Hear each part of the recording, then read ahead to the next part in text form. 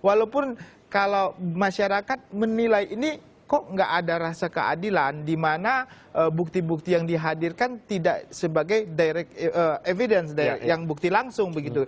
Tapi inilah suatu pembelajaran kita juga bahwasanya perbuatan pidana sekarang ini sudah sangat berkembang. Jadi bisa jadi suatu tindak pidana ini tanpa ada direct evidence. Jadi bagaimana cara membuktikannya? Kita perlu scientific evidence.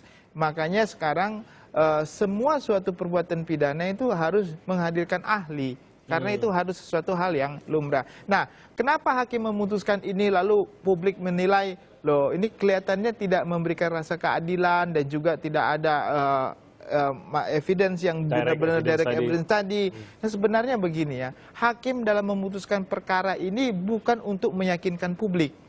Ya, jadi hakim jangan kita berpikir kalau hakim memutuskan publik satisfied gitu, puas, bukan untuk itu. Iya, hakim enggak. Hakim memutuskan ini adalah demi hukum, ya, demi hukum berdasarkan kepada 183 keyakinannya dan 2 alat bukti. Kalau pandangan publik berbeda dengan pandangan hakim, yang benar adalah hakim karena dia secara institusi sebagai lembaga yudikatif dia sudah bertanggung jawab kepada lembaganya. Itu yang pertama. Yang kedua, secara ketuhanan dia sudah bertanggung jawab kepada Tuhan berdasarkan ketuhanan yang Maha Esa. Jadi 2 tanggung jawab itu sudah dia pertaruhkan begitu. Jadi jangan kita beranggapan loh kalau dia itu nggak mungkin harus memberikan pertanggungjawaban kepada publik. Enggak, tidak pernah ada hakim memutuskan sesuatu untuk memuaskan publik. Kalau justru dia memuaskan publik atau memuaskan salah satu pihak, ini sudah salah besar ya bagi seorang hakim memutuskan perkara. Jadi sorotan yang begitu besar terhadap kasus ini,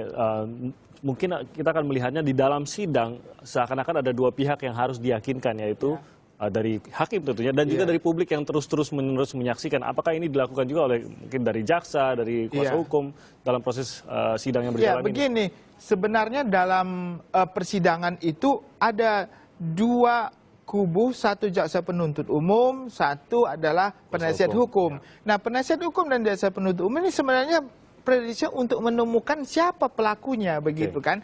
Tapi dalam konteks ini beda pendapat sering terjadi dan menurut ini wajar. Tetapi jaksa bukan tugasnya untuk meyakinkan penonton atau publik.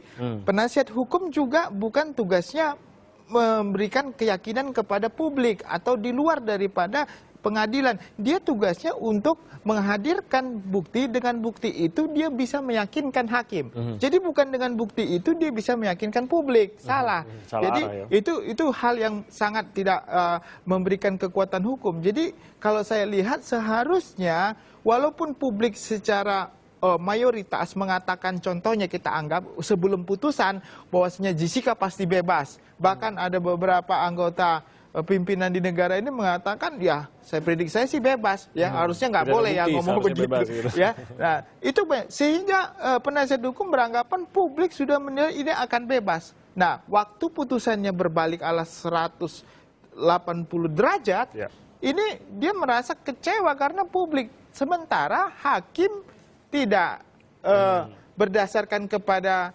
pendapat publik, tapi apa yang dihadirkan di persidangan. Menurut hakim, dalam persidangan ini, contohnya dalam kasus ini penasihat hukum tidak memberikan keyakinan baginya untuk bisa menyatakan bahwasanya Jessica bebas, sehingga dia memutuskan tidak bebas. Meskipun opini di publik bisa berbeda begitu ya? Silakan, ya tidak bisa mempengaruhi. Tapi kembali lagi yang mengetok palu ya kembali lagi ke tentu saja hakim. Hakimnya. Nah, upaya hukum berikutnya ini bagaimana? Mungkin menjelaskan apa langkah yang bisa diambil dan seperti apa langkah berikutnya? Apakah akan berjalan persidangan lagi atau sebenarnya lebih ke mereview berkas-berkas atau bagaimana? Ya, kalau kita lihat ya, next-nya ini pasti kemarin PH-nya sudah mengatakan akan mengajukan banding ya. Nah kalau upaya banding ini sebenarnya kualitas pemeriksaannya nggak jauh beda dengan pemeriksaan di pengadilan negeri. Cuma apa yang sudah diperiksa secara langsung ya oleh hakim di pengadilan negeri tidak akan lagi diperiksa di pengadilan banding. Jadi dia hanya memeriksa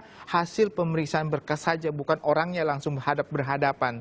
Nah jadi saya kira kalau dalam penilaian suatu institusi, saya kira tidak ada hal yang perlu berbeda. Mungkin persepsinya sama.